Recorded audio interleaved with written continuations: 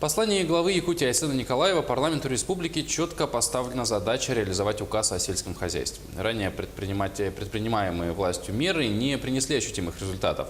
Как теперь будут реанимировать сельское хозяйство, где задействована большая часть жителей региона, об этом поговорим сегодня с заместителем председателя правительства республики Денисом Белозеровым. Денис Георгиевич, здравствуйте, доброе утро. Здравствуйте.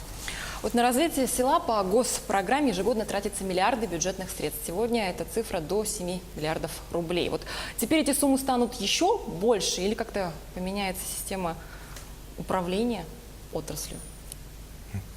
Ну, в соответствии с указом главы Республики Саха-Якутия о стратегических направлениях развития сельского хозяйства, основной упор будет сделан на увеличение обеспеченности продукции местного производства. Это и молоко, и молочные продукты, и картофель, овощи, мясо. И, конечно же, тот бюджет, который заложен на сегодняшний день в государственной программе, утвержден вчера был буквально государственный бюджет на 2019 год, вот в тех пределах, которых вы сказали, в принципе, эти суммы сохраняются на уровне прошлых лет практически на сегодняшний день. Конечно же, в рамках указа мы будем работать над тем, чтобы посмотреть, насколько этих средств и с учетом тех задач, которые поставлены в указе, мы сможем достигнуть те показатели, которые для нас установлены. И возможно, если при необходимости потребуются дополнительные средства, они будут выделяться. Ну, а Но подходы? я скажу, что да, и подходы должны меняться в управлении сельским хозяйством. Должна повышаться, конечно же, в первую очередь эффективность использования тех средств, которые вкладываются. Ну, вот как ее повысить? Есть какие-то вот уже, может быть, идеи? То есть, опять же, сельское хозяйство там не первый год, да, пытаются развивать, улучшать и так далее. Ну, повышение эффективности, оно, конечно же, связано и с продуктивностью. И в указе про это тоже четко прописано. Это и повышение продуктивности продукции растениеводства, и повышение продуктивности продукции животноводства. И вот на это большой упор и будет сделан в дальнейшей работе по развитию сельского хозяйства. Ну, вот все новое, это, ну, как известная поговорка, хорошо забытое старое, да, и вот, к примеру, вспомнить эпоху 30-х годов коллективизации, да, когда объединялась группа людей, да, там колхозы те же самые, нет ли идеи подобное что-то ввести, сделать, потому что, ну, большим количеством людей, да, общими усилиями намного же легче, там, и тот же трактор, грубо говоря, купить и тому подобное. Ну, на самом деле, последние годы идет развитие, можно сказать, так скажем, как в Советском Союзе, совхозы были, коллективизация. Это наши кооперативы. Кооперативное движение в республике, оно очень сильно развивается.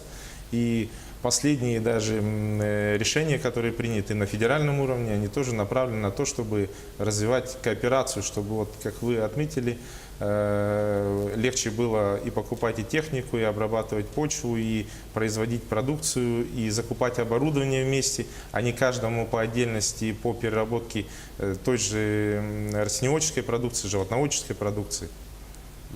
То есть, в принципе, этот механизм сегодня уже В принципе, он уже работает и эффективно работает. Вот ежегодно наша делегация принимает участие в различных сельскохозяйственных выставках. Да, это, вот, допустим, «Зеленая ярмарка» в Берлине или «Золотая осень» в Москве. А есть ли смысл вообще участия в этих выставках? Ведь мы тратим на них также деньги.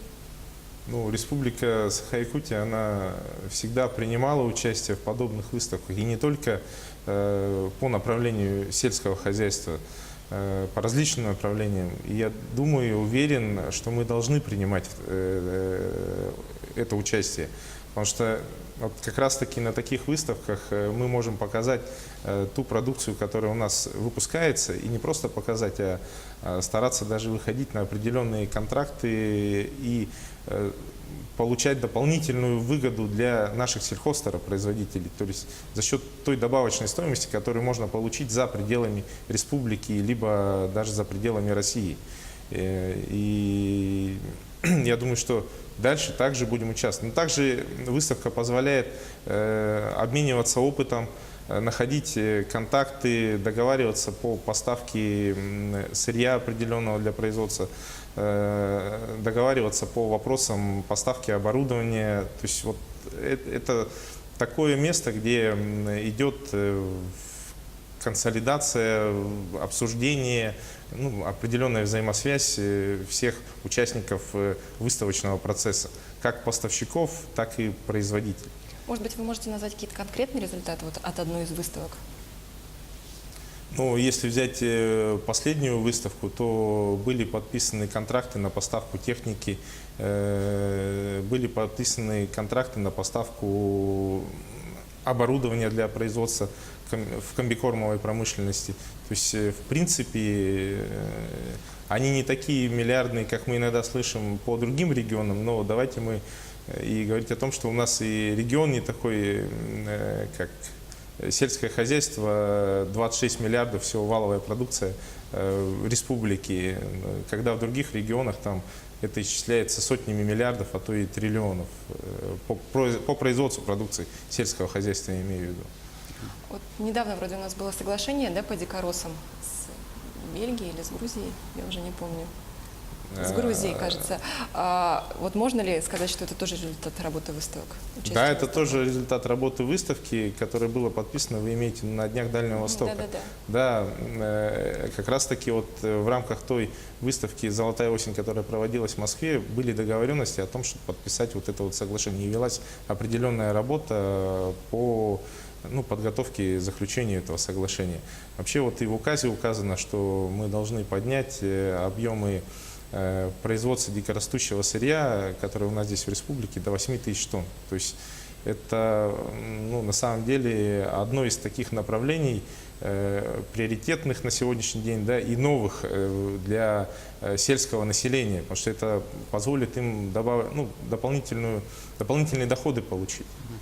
Ну вот еще на днях, если не ошибаюсь, в Совете Федерации обсуждали вопрос о выделении дотаций людям, которые занимаются сбором именно дикоросов.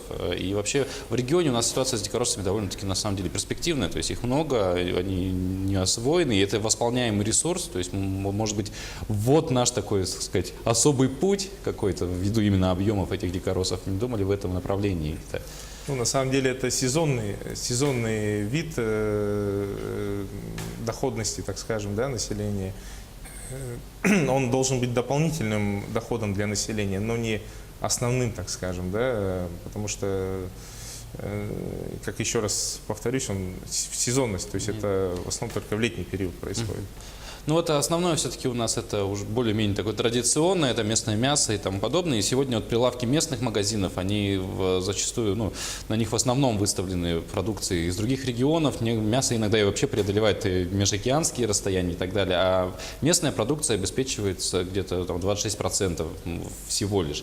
И вот как решить эту этот проблему? вопрос решить, да, поднять этот процент именно, чтобы была обеспеченность местной продукции в плане мясной и даже овощной, то же самое, картофеля. Но опять же, как и прописано в указе главы республики, это рост продуктивности животноводства, это и строительство животноводческих комплексов механизированных, это и увеличение поголовья сельхозживотных, крупного рогатого скота, лошадей наших, якутской лошади, увеличение объемов производства продукции оленеводства. То есть все эти как раз таки показатели, весь этот рост, он позволит нам добиться увеличения объемов производства местной продукции, в частности, мясной продукции. Ну вот на сегодня те, кто занимается молочным животноводством, знают, что существует проблема доставка молока до ближайшего молокоприемного пункта. В результате того, что они далеко располагаются, молоко часто портится. Нельзя ли решить как-то эту проблему, допустим, начать производство масла на этих местах? На самом деле у нас и так в большинстве наследях и идет производство масла, которые как раз-таки находятся в отдаленности от самих перерабатывающих пунктов, которые в основном сосредоточены в районных центрах.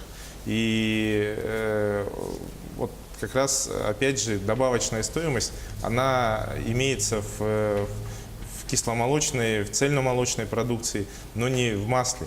И нами будет сейчас те же животноводческие комплексы будут как раз таки, исходя из размещения производственных объектов, ставиться там, где возможно получить добавочную стоимость.